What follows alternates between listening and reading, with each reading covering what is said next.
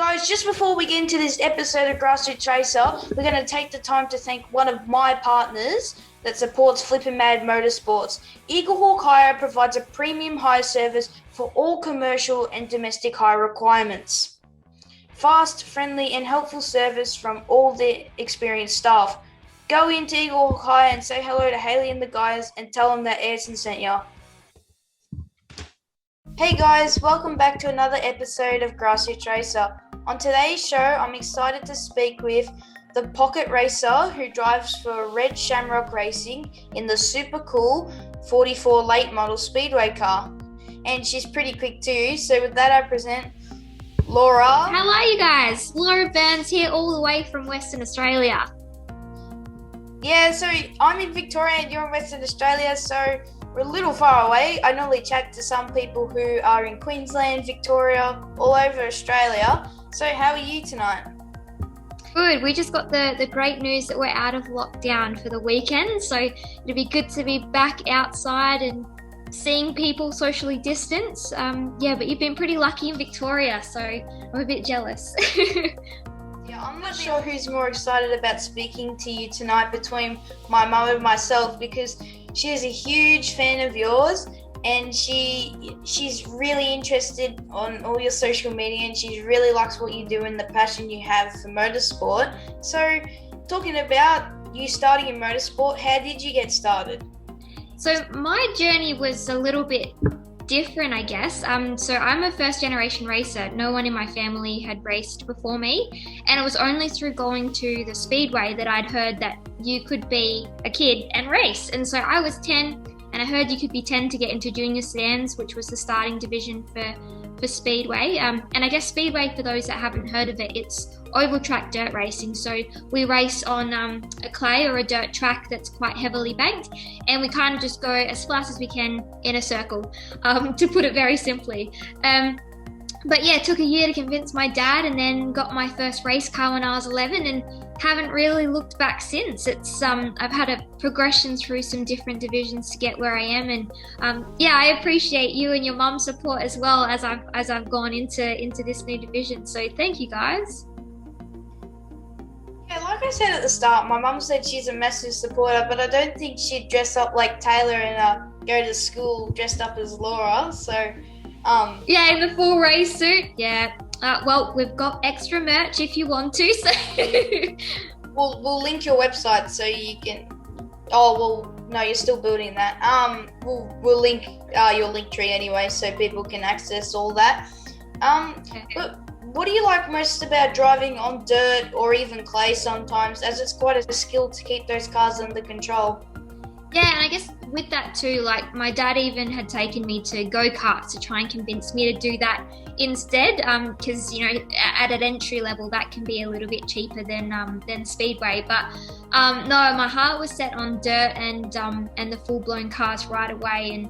And it does take quite a bit of skill. Anyone who's watched Cars, the movie, knows that dirt is different, and to turn right, you need to go left. So that is all in play with these as well. If I'm turning left around a corner, I'm doing it wrong. I need to be turning right.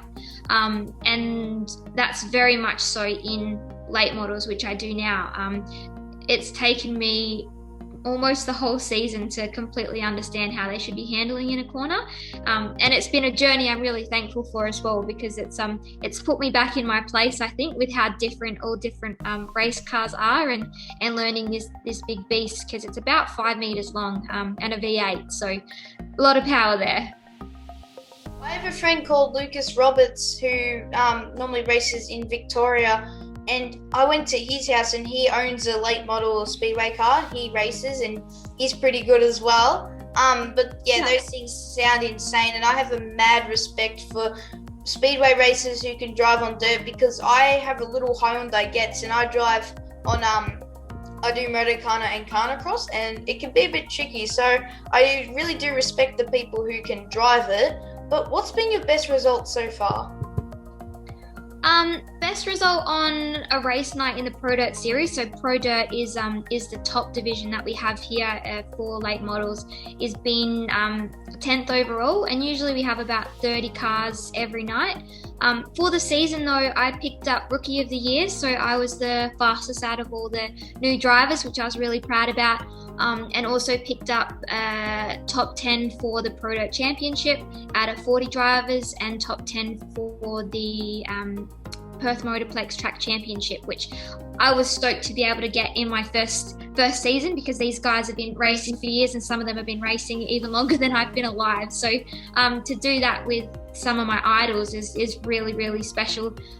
For the winter series though, the best placing that I got there was first for a heat, which was awesome because that was in my, when I first started, within my first 3 races, and I picked up second overall for that winter series. So yeah, I'm pretty excited of what I was able to do as a rookie, and looking forward to what I can do next season, hopefully a top 5 finish.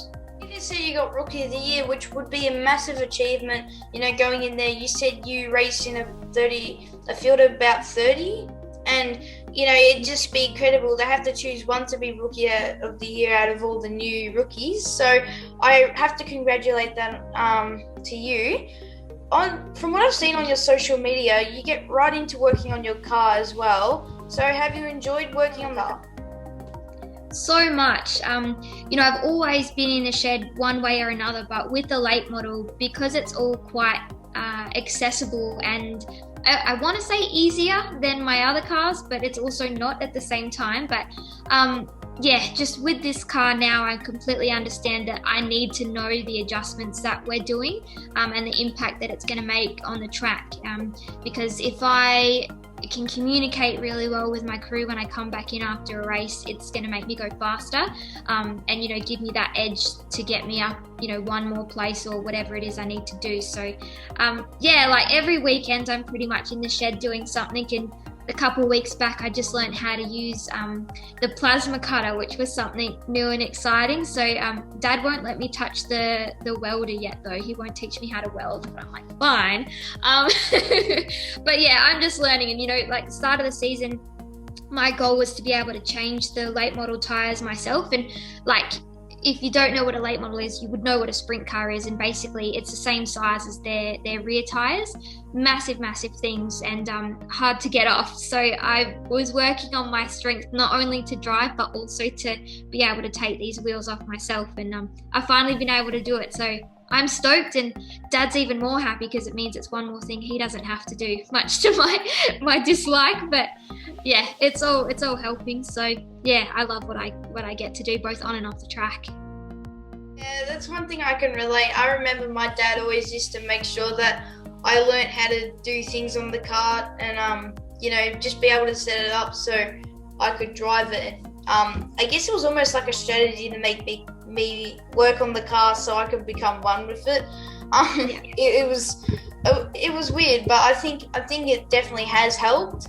But talking about you having to get stronger to take off the wheels and do all sorts of things on the car, heavy lifting sometimes, you were recently nominated and became a finalist for the WA Young Achievers Awards. How did that come about, and how was your experience?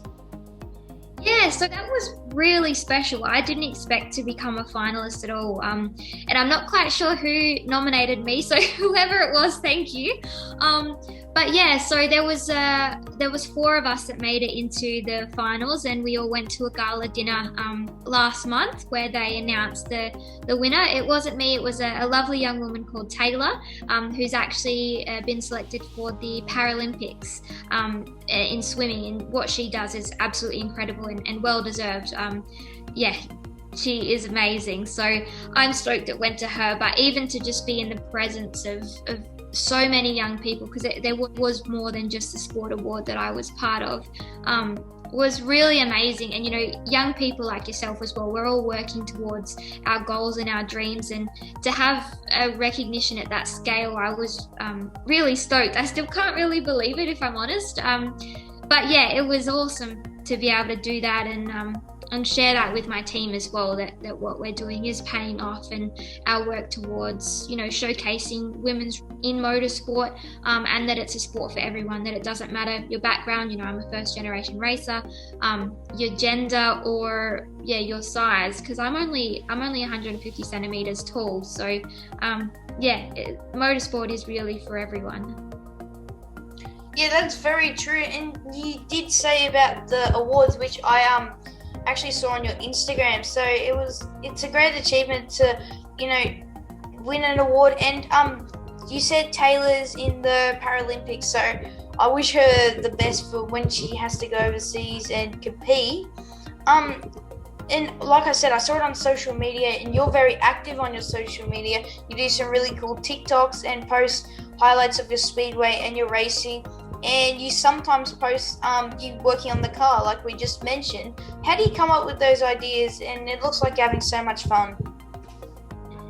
I just have the camera rolling when I'm doing work, and you know, sometimes I'll get some really goofy stuff, or it's just me and Dad marking around. Like there's a few there of us just dancing, which pretty much is like a standard night in the shed. So I just, you know, play on me and Dad's relationship, because we're really close, and just put things up. It's been a bit of trial and error though. Like I only started the 𝘠𝘪𝘵 Motorsport, I think in October last year, so it's been playing around with like what people like, what current trends are, you know, using filters to make sure everything looks similar, so it's quite visually pleasing.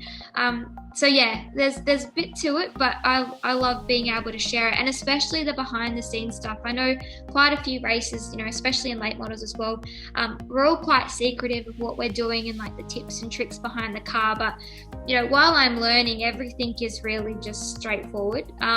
You know, there's nothing really special to what we're doing. It's just the basics, and it's me trying to learn the basics. So we're really quite happy to share our behind the scenes, and you know, makes some people laugh, some people learn something, and that's all I can ask for. Yeah, it was really cool. I was looking at your TikTok page before, which you guys should all give a follow if you have TikTok. Lots of people do have TikTok these days. It's quite popular. But Laura has a racing account called 𝘓𝘠𝘢𝘁 Racing, which is basically on every platform. I don't know which one it's not on. But how did you come up with the 𝘓𝘠𝘢𝘁 Racing name? It sounds Irish. My mum thinks your last name's Irish as well, and I have a little bit of Irish in me. So how'd you come up with the name? So you are right on the money there. It is Irish. So my family and I are both dual citizens. So we're Australian and we're Irish. So I'm a registered overseas birth. And so the shamrock is obviously the Irish link. And the red is because we grew up in the country in Kalgoorlie. So it's a nod to the red dirt that we had there, and that was how we got 𝘓𝘠𝘢𝘁 Racing, and it's stuck with us ever since, and still racing with it now in the late model. Yeah, that's very cool. And I also think you're a great ambassador for women and men in motorsport.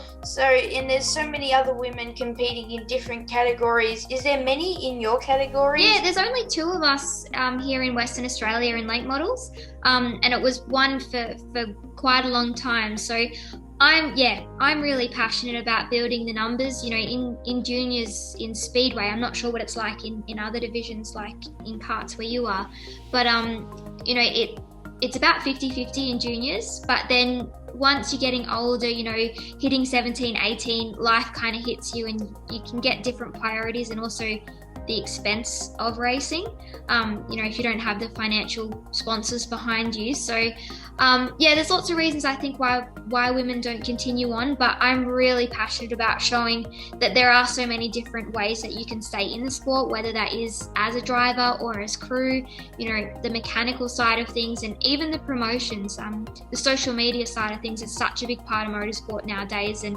you know, like you said, I'm just learning TikTok now. I feel a bit old, but you know, there's always a place for someone who has an interest in motorsport, and especially young girls. If you don't want to be a driver, there's so much out there that you can be part of. So yeah, that's a big part of what I want to do, is just showcase there's so many options if you're wanting to be part of this world. have you got anything to say to girls out there who might want to race but haven't got the confidence to try? I definitely think, it's easy to just say, just go and do it, because there's so many other factors involved behind that. But I think, putting steps in place, the best thing to do is to reach out to people on social media that you're following or that you're liking what they're doing, for how to actually get involved. Because there aren't heaps of us out there. In my division, there's only 2 of us. And in juniors, it's closer to 50-50 for the younger people. So that's great. But there's heaps of reasons too why people don't continue on. But if you are considering jumping in, whether that be as a competitor or official or a mechanic, just reach out to your local team and they can point you in the right direction. Even your local club. So if there's a specific type of racing that you're liking, send them a message and they'll be able to definitely help you out. Yes, that's very true. If you do need some confidence, I'm sure Laura would definitely give you some good advice. It's exciting what you're doing at the moment, and everyone needs to check it out. You're raffling off your race suit and some other cool prizes. So could you tell us a little bit about that so the viewers can get an idea? So I thought I would do something a little bit special this year because, just finished my first full season in late models, and with Rookie of the Year behind me as well, I thought I would give away my last season's race suit. So you can enter to win that. There's first, second and third prize. So first is the suit and my skeleton gloves. So I have pink skeleton gloves, which I'm a massive fan of, so you can win both of them, plus heaps of our merch like our shirts, jumper and hat. Second prize is actually just under a $300 pearl bracelet. So that's really special. That's been donated by Regent Pearls, one of my partners. And again, you can win all of our merch and some inox lubricants as well. So we use inox on all of our race cars and they're just top notch. So if I could convert everyone to inox, I would. And so they're part of the giveaways as well. So for $25, you can enter and you could win all 3 of those. And details on how to enter are on my Facebook, Instagram, and also on 𝘓𝘢𝘺𝘢𝑚𝑎tracing.com. So it's only going to be open for a couple more weeks, so I'd recommend you get on early, and I've got my fingers crossed for you. It'll give us hopefully 1 more week to have a go, I guess, and get the entries in. Yay! Yeah, I'll definitely get my entries in. If you wanted to win some inox, pearl bracelet, did you say, and your race suit and gloves. Yeah. And do you have any sponsors you'd like to thank? Because you just mentioned inox. So would you like to thank any sponsors or partners that have been helping you along the way? Yeah, so biggest ones for me is always Quill Downing Engineering Services. They've been with me since day one and hopefully will continue until the very end. Also Wilshire Engineering, massive thanks to Graham and the team there. 𝘓𝘢𝘺 Lubricants, we've brought them across from when we had the production sedan, so I don't trust anything less than them in my engine, and the brakes and everything like that, absolutely top notch. 𝘕 and Safety as well, who are our safety experts and have saved me from a few fire related incidents, and with a last name like Byrnes, I definitely need some fire protectant behind me. Again, inox, like you mentioned, so they're brand new for us this year and we're absolutely loving their products. I cannot recommend them enough. Regent Pearls, Motivate Training, who you're obviously a part of as well. Massive thanks to them and the awesome training that they offer for all of us. Massive supporter of youth in motorsport as well. So please check them out from both of us. Highline Clothing Co. So you can get any sort of race merch from them. They're a bit tongue-in-cheek and cheeky, so I highly recommend them. Concept Coating Design Co. For heat type coatings on pretty much anything, whether that's race cars, motorbikes, gym equipment, they can do it. Water bottles and even tools. They've done some pink tools recently, so that is really ace. And that is all I can think of at the top of my head right now. But yeah, there's quite a few out there, and big thanks as well to SafeStyle, who are jumping on board as well this season. They look like this, and I'm really proud to have them on board too. Yeah, Laura, that's great. And those guys support Laura, so you guys should go support them as well. Lastly, before we wrap it up, what are your motorsport goals and what are you hoping to ultimately achieve? Next season, I'm keeping it relatively humble, I guess. I'm hoping to finish in the top 5 for the Perth Motorplex Track Championship and for the Pro Dirt Series. So we'll see how that goes, because again, I'm racing against people that have been in this division their whole lives. So yeah, I definitely have some tough competition, but I'm coming for them. And the big goal would be to eventually race in America. America's the home of dirt track late model racing, and so that would be my ultimate goal, to end up being there. But with COVID and things like that, it definitely throws a spanner in the works. I'd been hoping to get over there to be able to crew at least, but none of us have been able to escape Australia. So that's on the cards for a few years' time. But until then, I'll just keep learning the car, racing as much as I can, and for as long as I can, and until I can get there. So I'm having a blast. So yeah, it's super cool, Laura, and I really hope you get to America one day, because it's good to see women like you who are really giving it a crack, and we'll definitely get there one day on talent. So it's been cool speaking to you. You're such a great role model for all the women and men out there, and everyone who drives and has a passion for motorsport, and they give it their all. I wish you the very best with your racing career. Like I just said, I really hope you do get to America. And is there any last words you'd like to tell your fans and supporters? I think the biggest thing I can say is stay fearless. That's the cornerstone of my racing, and it's all I wish to impart on anyone else. So if you haven't listened to anything else, biggest thing, just stay fearless. All right, thank you so much for being on the show tonight, Laura. Thanks for having me. Thanks everyone again for Grassroots Racer each week. It's been great to hear all the stories and the racing dreams and the journey of people who love motorsport as much as me and even Laura on the show tonight. Remember to keep living your dream, and if that's what you want to do, race on the track, drive fast and take chances.